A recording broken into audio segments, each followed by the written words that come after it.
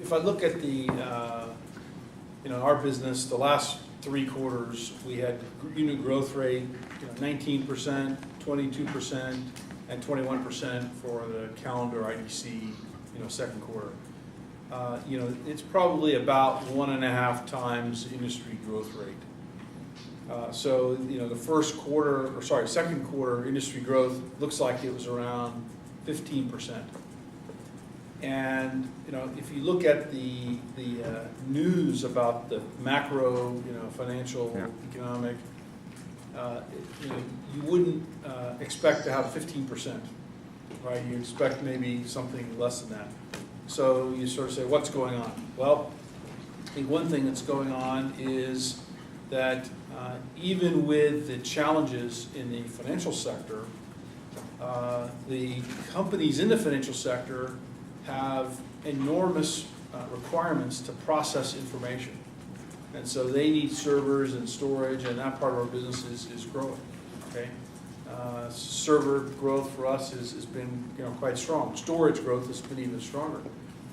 And then, of course, you have all the emerging countries. I mean, if you look at the cell phone, there are 4 billion cell phones and 1.4 billion PCs, and the S-curve of the PC looks like an echo of the S-curve of the phone.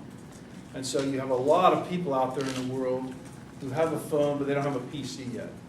And the growth in Northern Africa, Middle East, former Soviet republics, Latin America, Southern Asia, is very, very strong.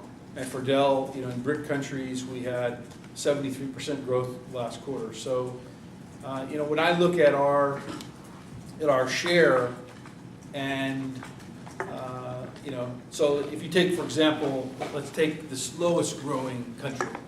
Okay, that would be the United States.